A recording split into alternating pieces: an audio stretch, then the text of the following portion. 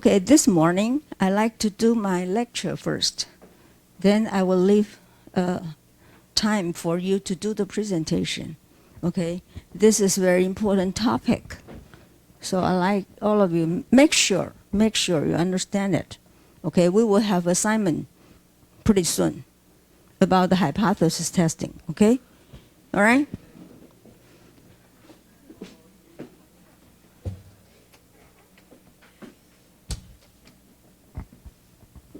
I remember the example we did this one 2 weeks ago.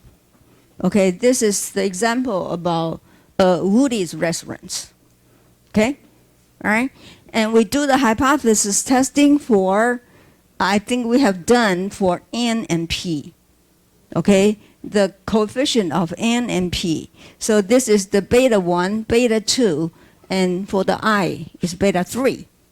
Okay, remember that we already hypothesized the sign of the relationship between all these individual independent variables with the Y variable, right? Okay, so the first one, N, is denoted as a competition, competitors. Okay, the competitors of Woody restaurants. So since it is competitors, means the relationship should be negative. Okay? The second one is denoted as the population. Okay, the more people live around, then more business, right? So the relationship is positive. So for either N and P, these two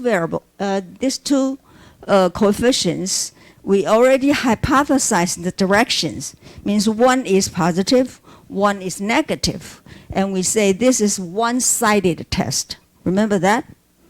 Have you all reviewed the chapter 5? This is one-sided test. And we have done all those procedures, right? So today I'm going to talk about the third one. Okay, for the income, usually we're thinking that maybe we have more income, then we will more often to the restaurant. Okay, so some people say it is a positive relationship, but since this Woody Restaurants is a medium-sized family restaurant, so some people may say that if I have more money, I like to go to the restaurant with more, not family types restaurant, is more romantic or more, more expensive. Okay, so in that case, the income may not be that clear, have the relationship with Y. Therefore, in this case, we may do the two-sided test. Okay, either positive, either negative. Okay? All right? So you all remember how to do the one-sided test. You remember that? Just quickly review what we have done it 2 weeks ago. Okay?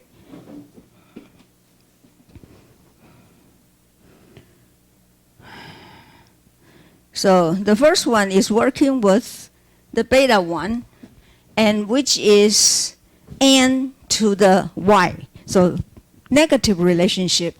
Therefore, we state it as a negative relationship as in an alternative hypothesis. So which is beta 1 less than 0. Okay? Therefore, the null hypothesis greater than or equal to 0. Okay? Then this is the first step, state null alternative hypothesis. Second one is set up the level of significance. I already explained it. The level of significance is the type 1 error, which is more serious. Therefore, usually we set up the level of significance. Already set it, okay? Either 1%, 5%, or 10%. So if the question didn't state which level of significance, you can decide it by yourself. Okay, in business area, usually we use this 3 levels of significance. Okay? The step 3 is going to calculate the test statistic. Okay? Test statistic. This is important terms. Test statistic is a tool to do the hypothesis testing for coefficient. And usually you are using t-test.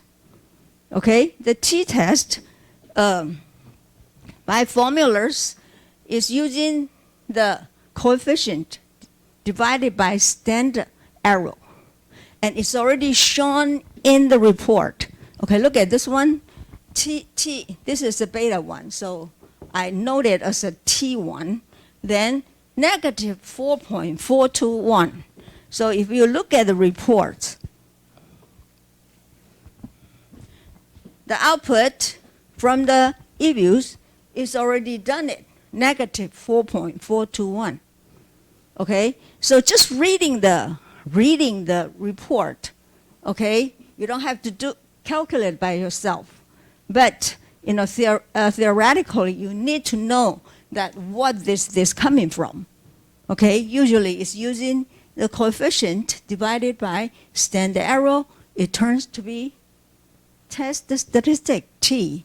So here it shows the T ratio. This is what in this column we call it test statistic. All right. So this is step 3. After we do the test statistic, okay, let's see from step 4, we need to decide. So it is the step for decision rules. So there's 2 ways. One is called critical value approach. The other one is p-value. And in our textbook, our author really likes critical value approach. But usually, if we have the computer output, we can use the p-value approach. But either way, you have to know how to do it. And you have to understand what is it. Okay? Right? Then I like to explain it. This critical value approach. I'm using the graph, which may be more clear. Okay? So this one is negative relationship. Okay? So I'm drawing the T distribution. Okay? What's the degrees of freedom? If we want to check with the T tables, we need to know the degrees of freedom. And what is the degrees of freedom here?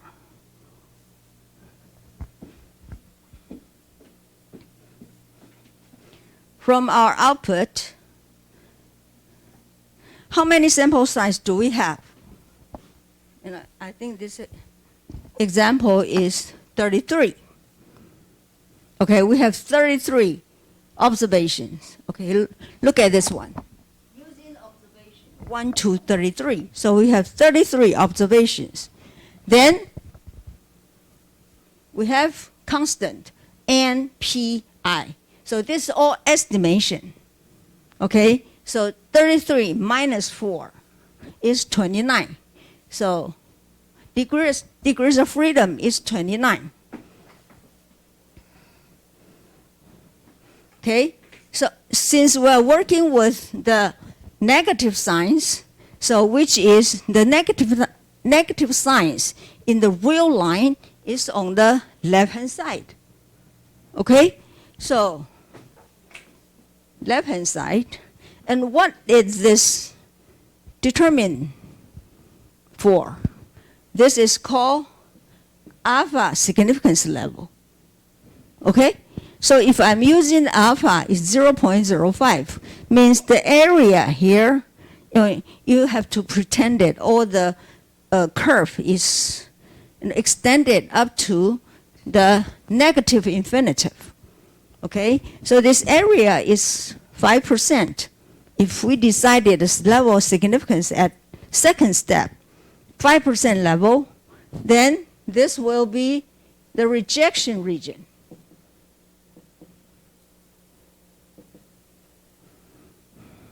Okay? This will be the rejection region. And this is the area. And corresponding to the level of significance, the value of T is called critical value. So we will denote it, this one as TC. And degrees of freedom is 29. And what is it? You can check with the table in our textbook.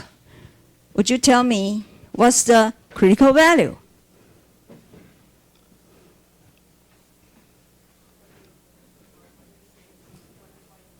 So, this T distribution in the middle, the T value is 0. Therefore, on the left-hand side should be negative. On the right-hand side is positive. So what you see from the table is on the right-hand side. But since it is symmetric, therefore, just put the negative sign for what you see from the table as the critical value on the left-hand side. Okay? So what is this number? Negative 1.699. Okay? All right?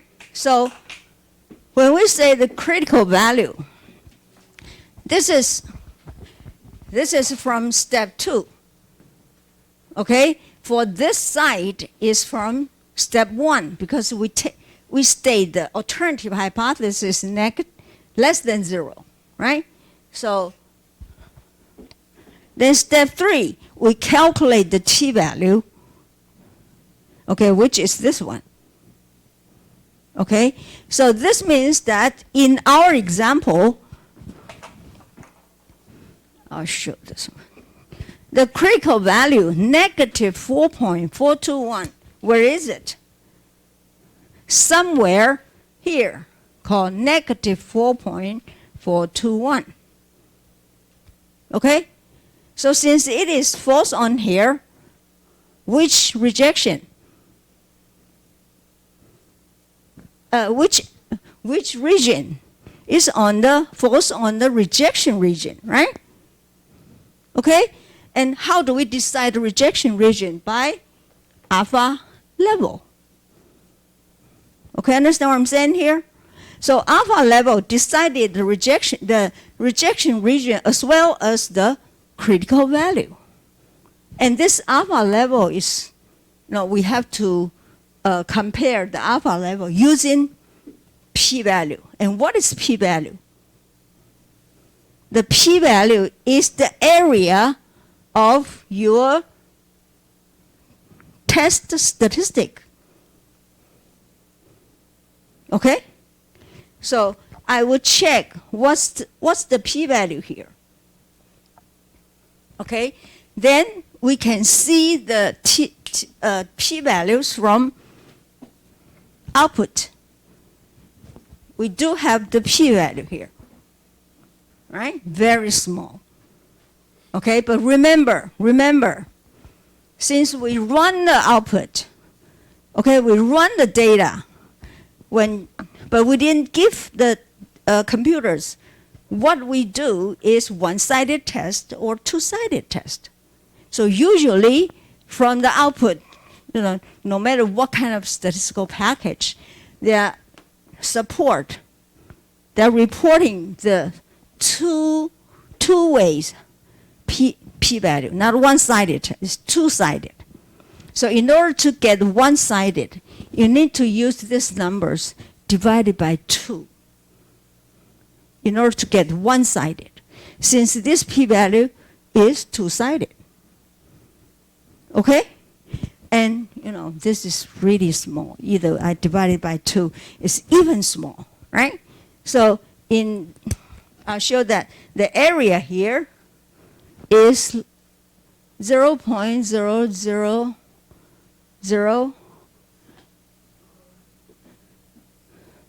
maybe if I divide it by 2, right? So 0.05. Let's pretend it is a 0, because it really doesn't matter, it's really too small. Okay? All right? So what is the critical value? critical value is compare test statistic with the critical value. And what is critical value? Is the value from the level of significance. So alpha 0.05, after we check in the tables, it tells us that the critical value is negative 1.699. Therefore, compare this one with the critical value, and we know that this is even smaller than this one. And therefore, these numbers, since this is smaller than this one, and it falls on the rejection region, therefore, the conclusion is reject the null hypothesis. This is critical value approach. Okay? And let me see. Let me show you.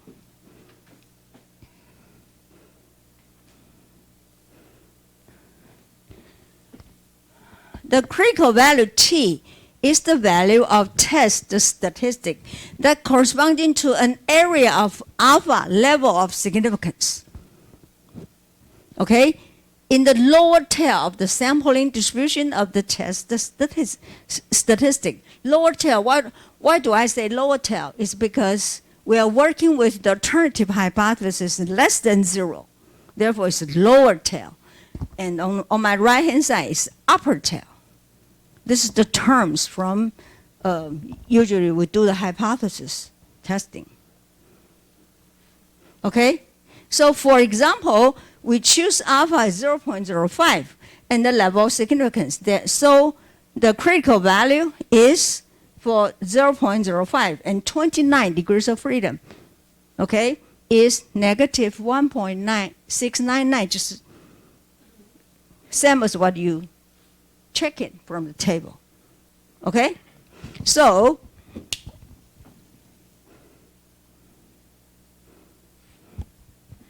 since this T1 less than negative 1.99, therefore, we will reject the null hypothesis.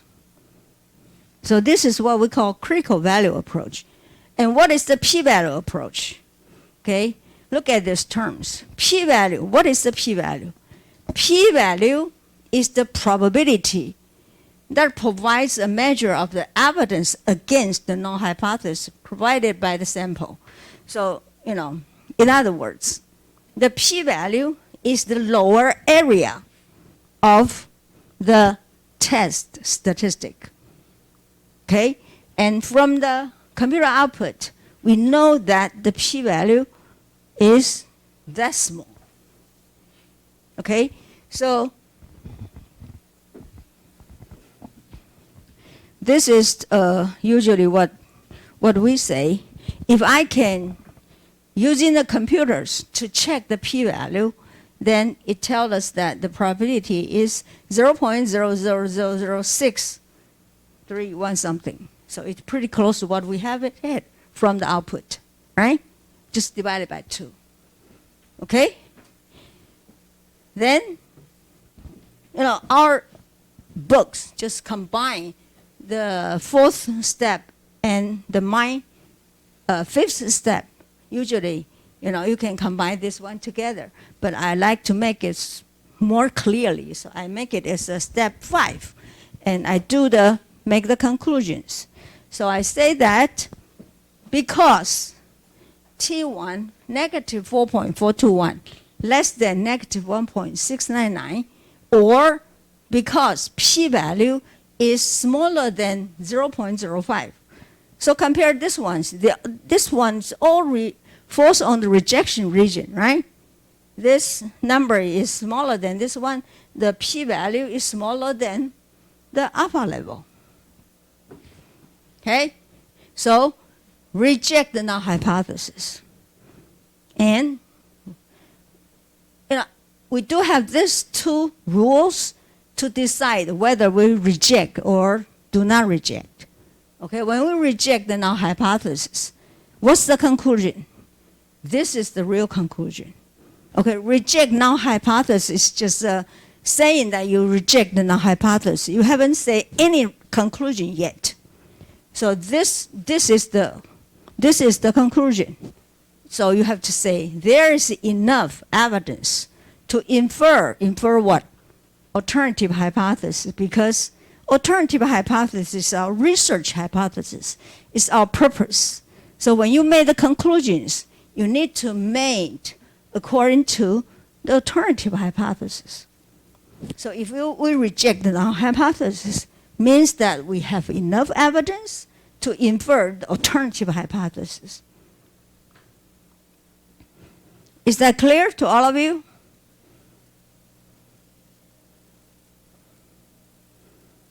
So this is for one-sided test. And on the left-hand sided, or we say, lower tail test. Okay? All right? So at the same time, I think you can understand what is on the right-hand side test, right? So I'll do the second one, beta 2 is the right-hand side test.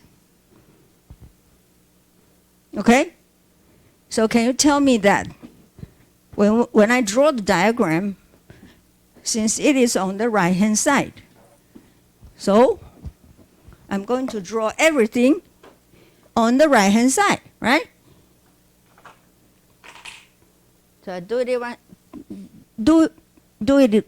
this one again. So this is 0.05 alpha level. When I say 0.05, it means the area. All the probability is in terms of the area. Okay? So this is 0.05. So what is the critical value here? You don't have to check it, right? Since it is just symmetric. Therefore, in the right-hand side is positive 1.699. Okay? So again, you have to calculate the test statistic, step 3. So we already go to the step 3. Step 1, right-hand side test, right? Step 2, alpha level. With alpha level, you can know the critical value, okay, and the area of rejection. Okay? So the critical values, positive 4.88. And this is from, you can see it from the output too. Positive 4.88. And again, here is the p-value. Look at this one. This is even smaller, right? 4.88. And this is the area on the right tail of test statistic. So in other words, I have somewhere here,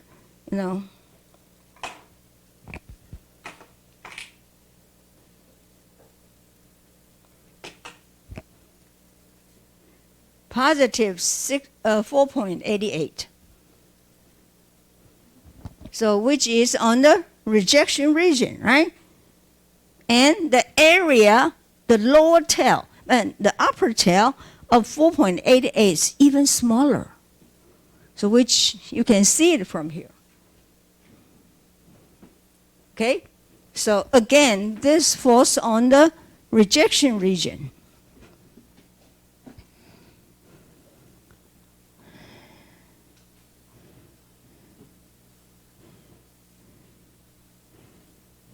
Okay, this is all what I say. This is a critical value approach. Again, this is a rejection region. So p-value, if I run the computers, then I know that exactly p-value is something like this one. You don't have to know this one in order to know that whether it is less than 0.05. Alpha significance level. You don't have to know this is real numbers. Since we from the output is already know that it's less than 5%. Okay, I'm just show it very clearly way. So again, reject the null hypothesis And there is enough evidence to infer, you have to learn. You have to learn how to make the statement like this one. Always say the words like I showed it here. Do not say anything else. Okay? When I say reject the null hypothesis, the conclusion is there is enough evidence to infer and whatever showed it alternative hypothesis here. Okay? All right. Now, I'm working with the two-sided test. So far, I'm working with the one-sided test for on the left-hand side test and on the right-hand side test, or the lower test, or the upper test. But I'm working with the two-sided, which is our third independent variable, the coefficient of a third independent variable. So how do we do it? Can you guess? If we're using alpha is 5%, what's the difference between one-sided and two-sided? We are concerned two-sided. That's why we say two-sided test. Either positive or negative. It can be positive or can be negative, right? So working with two-sided. So how do we decide the rejection region with alpha 5%? Is this will be the same as this one? No. We should divide it alpha, split alpha in two sides, right? In order to have the total area of the alpha is the same as what we set. So I'm going to let me use another diagram, okay? So in this case, two-sided test.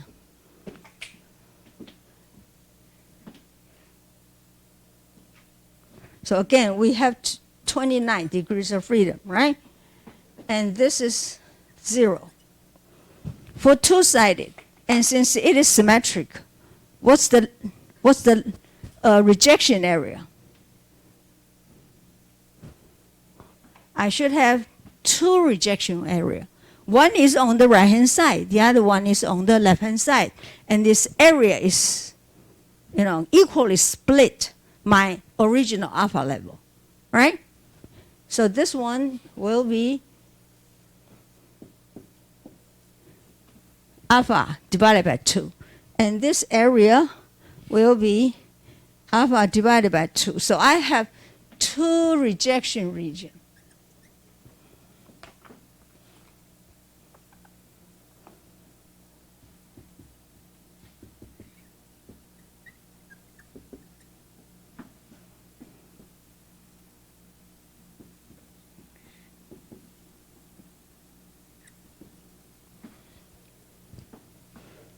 Can you tell me what's the critical value now?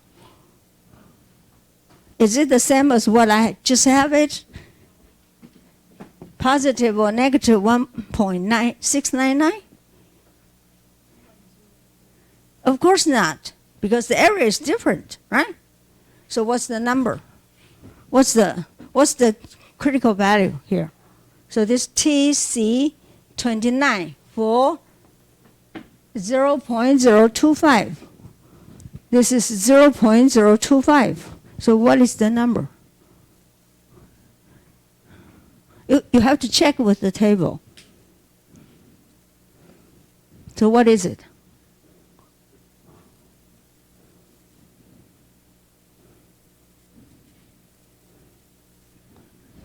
What's the number?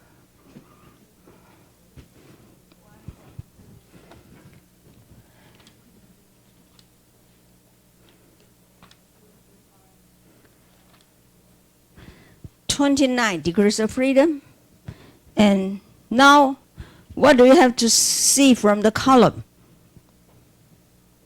From our table, how do you see? You have to see the two-sided with 5%, which is equal to the one-sided 2.5%, right? And the number is 2.045. So I have this two critical value. This is positive 2.045. Am I right? Okay. And this one is negative 2.045. Any questions here? I already split my original up since I'm working with the two-sided test, right?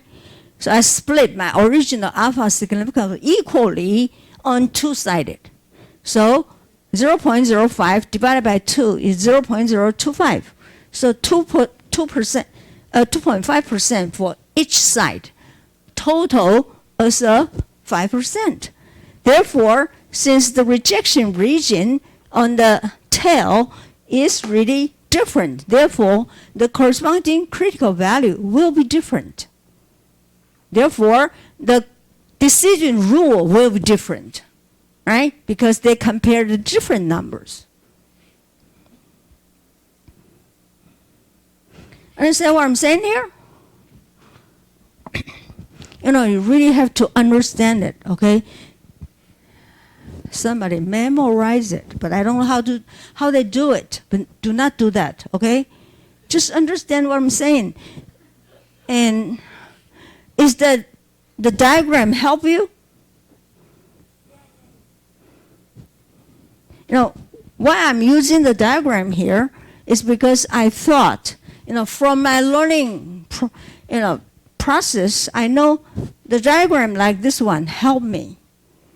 So I hope help everybody too. Do I explain it clearly? Okay, so now since working with the two-sided and the one-sided, the critical value is different. Remember that. Okay? All right, so the critical value here means, any questions?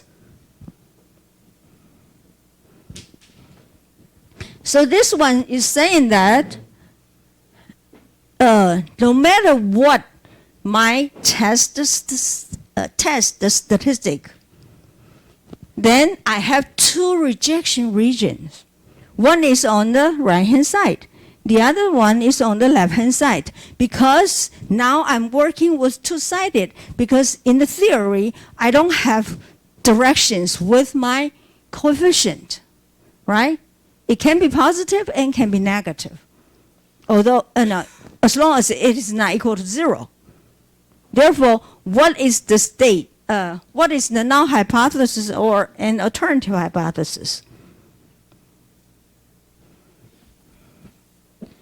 We're working with not equal to 0 because we don't have directions, right? Not equal to 0 can be greater than 0 or less than 0. So this two-sided. This means two-sided. Okay? All right? Then set up the level of significance. Again, you can use the 5%, 1%, 5%, or 10%. Then what is the test statistic? This is exactly the same as we just did it, either one-sided or two-sided, since we are working with those, you can see from the output, this is the test statistic, no matter what sided. Okay? This is the test statistic from the samples, right? Since working with this, using this beta divided by standard error, and all this coming from our data. Okay, so this one, we have our test statistic is 2.371. So if I draw the diagram, which will be somewhere here, is 2.371. This is from our sample. Okay, remember on the second assignments, I ask each individual group to collect your own data. So you will have different results, either in same variables. Some of the group turn out to be positive. Some of the group turn out to be negative. Remember that? So this is the way I wanted to say that, from this example, I have the positive test statistic. But, if I can collect some examples, I may get the negative test statistic. Okay? All right? So, using these rules, if I'm checking with the critical value approach, what is this number false on? Again, rejection region, right? Here is the rejection region. I have two rejection regions. One is on the right-hand side. The other one is on the left-hand side. Either one of them is the rejection region. So from our examples, my number falls on the right-hand side rejection region. Okay? All right? And what's the p-value? Look at this is the p-value. This is the p-value. And always remember, from the computer output, whatever statistical package, all the p-values shows on the two-sided p-value. So this is the p-value. So 0.0246. But if you check with the computers, okay, if I'm using 2.371, what's the p-value here? What's the p-value here? It's using this one divided by 2. Divided by 2, so it is 0.0123. So the area here is 0.0123. So in other words, if we're working with the one-sided test, if you really can check from the table the p-values, you have to multiply by 2, which is considered, and it can be the negative one here. You see what I'm saying here? If you're working with the one-sided, just see the one-sided. But if you're working with two-sided, either you get the positive from the upper tail or from the lower tail. You have to consider both ways. Therefore, the p-value is using its own p-value multiplied by 2 is the two-sided p-value. And from the computer output, it's always two-sided. So I'm saying that if you want, I wanted to know the one-sided, it should be divided by 2. Okay? So in our diagram, the area here is 0.0123. But whatever, since our alpha level is 5%, p-value always compare with the alpha level. Okay? So the p-value 0.0246 is less than 0.05. So it's reject null hypothesis again. But now I'm saying that if my original alpha level set as 1%, since I can be 1%, 5%, or 10%, right? So if I set it 1% from the beginning, when do I set the alpha level? On the step 2, right? Okay? You know, all this hypothesis testing follow the step. And the step 1 should be, you know, you should do the step 1, step 2, step 3, you know, step by step.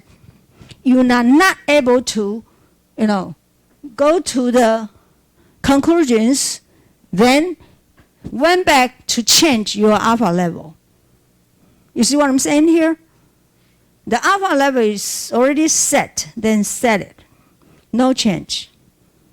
Okay? And I'm trying to say that if at the beginning I'm not setting alpha as a 5%, I'm setting it 1%. Okay? If I set it as a 1%, then what is my conclusion?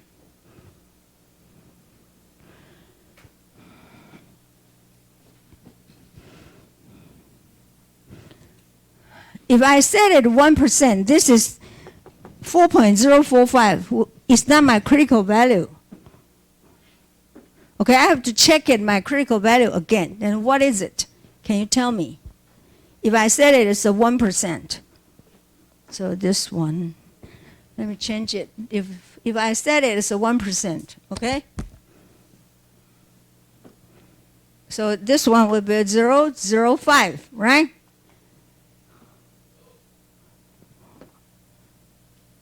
Zero 0.5. So what is the critical value now?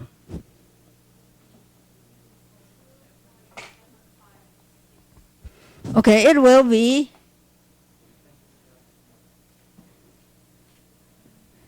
2.756.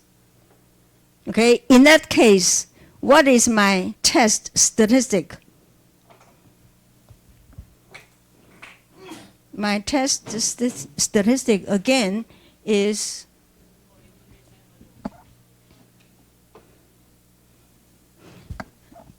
2.371 is here. 2.371. So can you tell me, is this one falls on the rejection region? No. You see the diagram? You see the difference? Because my comparison, the critical value is different. Okay? So now the 2.371 falls on the non-rejection region. Okay? So the conclusion will be totally different. Therefore, we're saying that we set the level of significance first. Then we made the conclusions according to the level of significance, because level of significance alpha is what we call type 1 error, which is very serious. So we have to set this allowable significance level first in order to make the following conclusions.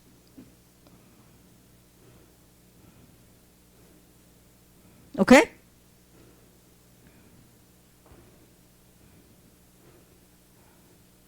Understand what I'm saying here?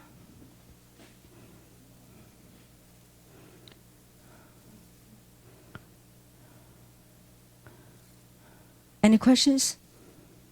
Yes. What should we use 0.5 or what should we use, like 5% or 1%? How can we decide it? Okay, this is a very good question. What kind of level of significance I have to decide it? Okay? I'm saying that usually 1%, 5%, and 10%. Okay? And usually, especially from your thesis, okay, if your advisor insists what kind of level of significance, then you just do it. Okay?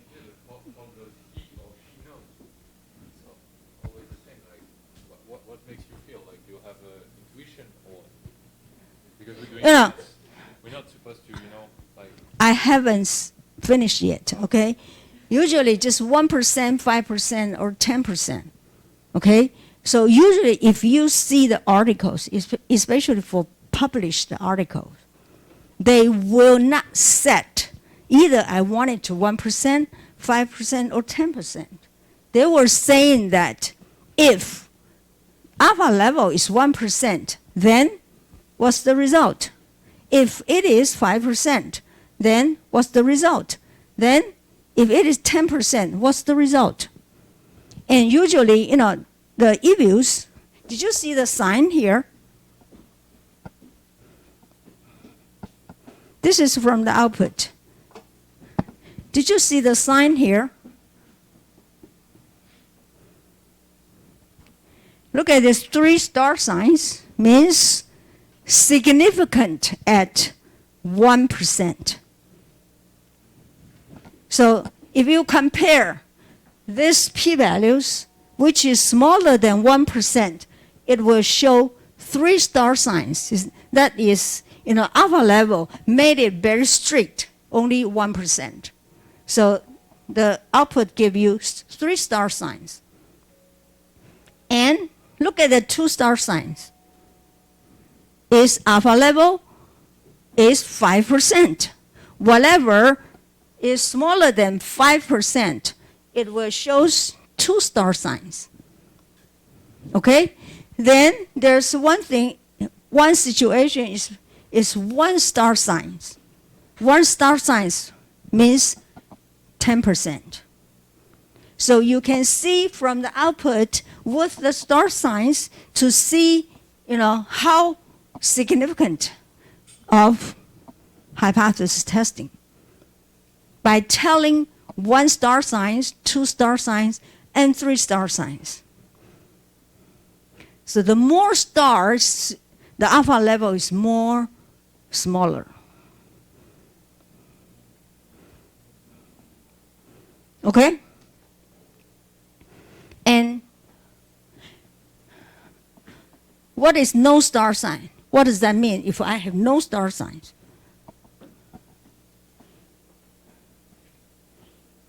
Means all the p-value is two-sided, okay? I have to mention that the p-value here is always two-sided.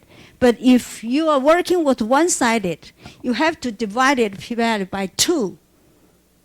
Okay, and this is compared with the two-sided test, because the computer output doesn't know which sided you like to do, right? So in this case, if you have the p-value is greater than 10%, two-sided p-value is greater than 10%, then what does that mean?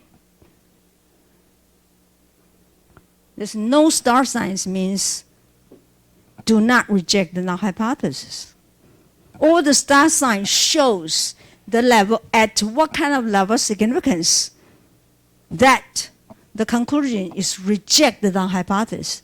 Since the purpose to work with the hypothesis is to check the alternative hypothesis is correct or not. Okay? Understand what I'm saying here? Okay, let's take a break, okay?